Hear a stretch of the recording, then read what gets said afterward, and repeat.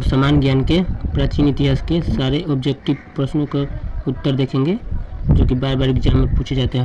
हर एक एग्जाम में ये क्वेश्चंस बार बार पूछे जाते हैं। तो चलिए शुरू करते हैं इसको।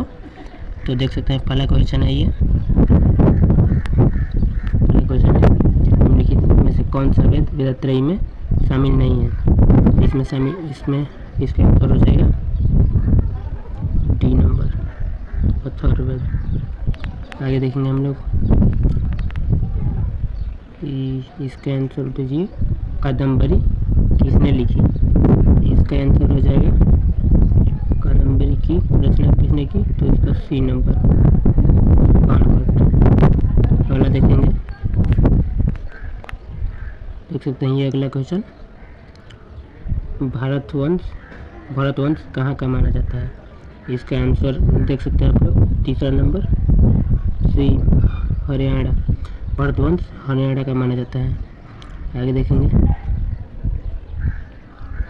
कौन सी स्मृति सबसे पुरानी स्मृति मानी जाती है। सबसे पुरानी स्मृति है वो कौन सी है, तो इसका आंसर देखेंगे आप लोग। इसका आंसर हो जाएगा ए नंबर, सबसे पुरानी स्मृति मानी जाती है मनुस्मृति। अगला क्वेश्चन देखेंगे हम लोग। ये देख सकते हैं जैन धर्म की कौन सी तीर्थंकर महिला तीर्थंकर थी, तो इसका आंसर बताएंगे आप लोग। तो इसका आंसर हो जाएगा सी नंबर 19वीं तीर्थंकर महिला तीर्थंकर थी जैन धर्म की। अगला क्वेश्चन देखेंगे, निम्नलिखित में से किसे देवनाम प्रिय के नाम से जाना जाता था। इसका आंसर बताएंगे आप लोग।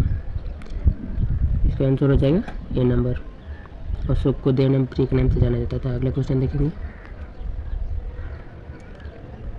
मंदिर बनाने की पंचायतन कला का प्रथम नमूना है।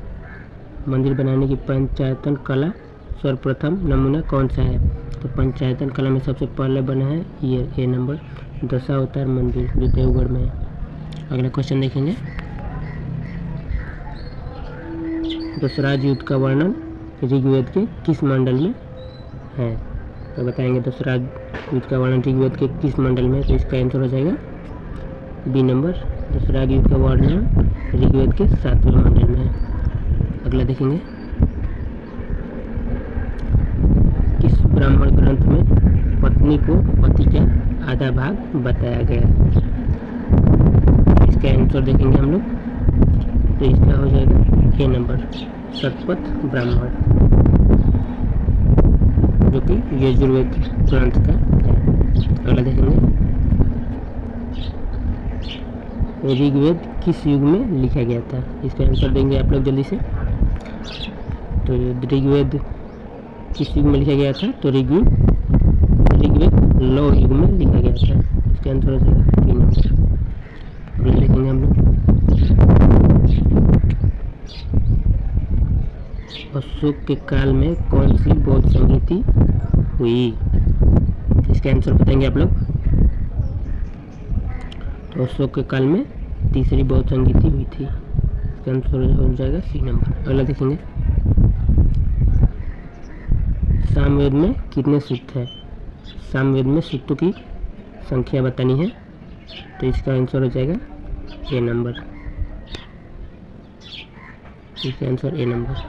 अगला देखेंगे, वायु पुराण किससे संबंधित है।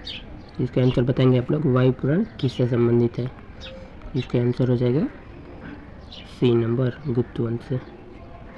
वायु पुराण गुप्त वंश से संबंधित है। अगला देखेंगे, ऋग्वेद का ब्राह्मण ग्रंथ कौन सा है। ऋग्वेद का ब्राह्मण ग्रंथ का नाम बताएंगे आप लोग। ऋग्वेद के ब्राह्मण ग्रंथ का नाम है ऐत्रेय। ऋग्वेद के ये ब्राह्मण ग्रंथ का नाम है, देख सकते हैं आप लोग। अगला देखेंगे हम लोग,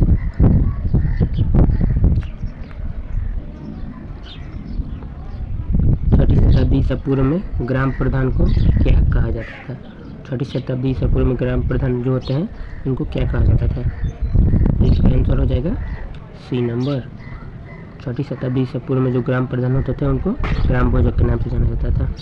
अगला आंसर अगला देखेंगे, अगला क्वेश्चन, कोलीय राज्य की राजधानी कहाँ स्थित थी। कोलीय राज्य था, उसकी राजधानी कहाँ स्थित थी, इसका आंसर बताएंगे आप लोग। लोग। कोलीय राज्य की राजधानी रामग्राम थी। अगला आंसर देखेंगे। अगला क्वेश्चन देख सकते हैं, गौतम बुद्ध का एकमात्र पुत्र का क्या नाम था? गौतम बुद्ध थे बौद्ध धर्म के संस्थापक, उनका पुत्र का क्या नाम था बताएंगे आप लोग। तो ये हो जाएगा ए नंबर, उनके पुत्र का नाम राहुल था। अगला देखेंगे, यहाँ पर देखिए प्रथम जैन संगीति कहाँ हुई थी? तो प्रथम जैन संगीति, यहाँ पर बहुत लोग फंसते हैं, जैन संगीति और बौद्ध संगीति दोनों में अंतर है, तो दोनों को ध्यान से देखना पड़ता है, ठीक है। तो यहाँ पर प्रथम जैन संगीति बोला है, तो यहाँ पर सी नंबर होगा पाटलिपुत्र। और बौद्ध संगीति अगर बोलता तो ये राजगिरी होता, बौद्ध संगीति बोलता तो ये होता, लेकिन ये नहीं होगा, ये होगा।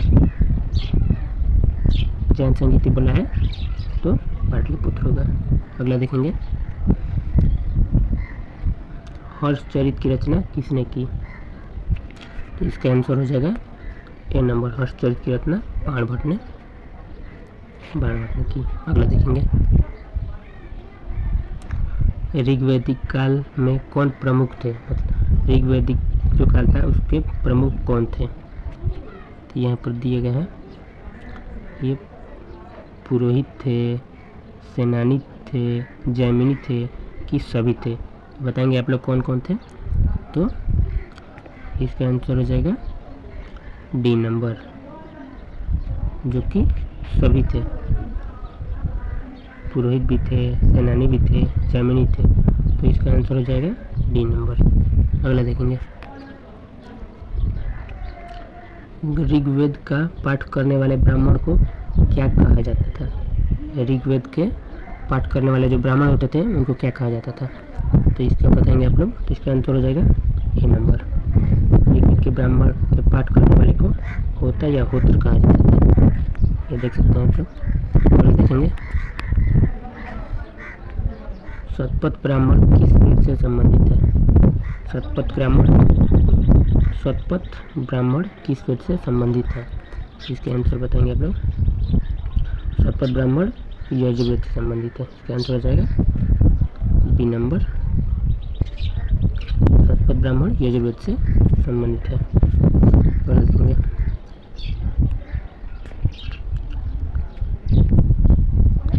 गुप्त वंश के राजाओं की राजधानी थी। गुप्त वंश के जो राजा थे उसकी राजधानी कहाँ थी? तो गुप्त वंश के राजाओं की राजधानी थी बी नंबर, पाटलिपुत्र। गुप्त वंश के राजाओं की राजधानी पाटलिपुत्र थी। अगला देखेंगे, समुद्रगुप्त की दिग्विजयों का उल्लेख किस अभिलेख में है? समुद्रगुप्त की दिग्विजयों का उल्लेख किस अभिलेख में है? इसका आंसर बताएंगे आप लोग। तो इसका आंसर हो जाएगा, चलो देखिए इसका आंसर हो जाएगा इलाहाबाद स्तंभ अभिलेख, इसका आंसर हो जाएगा बी नंबर। समुद्रगुप्त के दिग्विजयों का उल्लेख इलाहाबाद स्तंभ अभिलेख में है। ये देखेंगे, हड़प्पा सभ्यता में निम्नलिखित में से किसकी पूजा नहीं की जाती थी? मतलब बताएंगे कि इन तीनों में से किसकी पूजा चारों में से नहीं की जाती थी। तो इसका देखेंगे हम लोग, शिव की पूजा की जाती थी, माता देवी की पूजा की जाती थी, पीपल वृक्ष की पूजा की जाती थी, लेकिन विष्णु की पूजा नहीं की जाती थी। तो आंसर हो जाएगा हमारा सी नंबर। अगला देखेंगे हम लोग, सुरकोटड़ा किस प्रदेश में है? सुरकोटड़ा किस प्रदेश में? तो इसका आंसर बताएंगे आप लोग। तो इसका आंसर हो जाएगा सुरकोटड़ा गुजरात में है, इसका आंसर हो जाएगा सी नंबर। अगला देखेंगे, तो प्रथम बौद्ध संगीति कहाँ हुई थी? तो यहाँ पर बौद्ध संगीति दिया है, पिछले वाले क्वेश्चन में जैन संगीति पूछा था, तो जैन संगीति पाटलिपुत्र में हुई थी पहली, नहीं तीसरी, और यहाँ प्रथम बौद्ध संगीति पूछा, प्रथम बौद्ध संगीति बी नंबर राजगिरी में हुई थी। अगला देखेंगे, ये हमारा लास्ट क्वेश्चन है, अर्थशास्त्र की रचना किस काल में हुई थी? तो इसका आंसर आप लोग कमेंट में बताएंगे।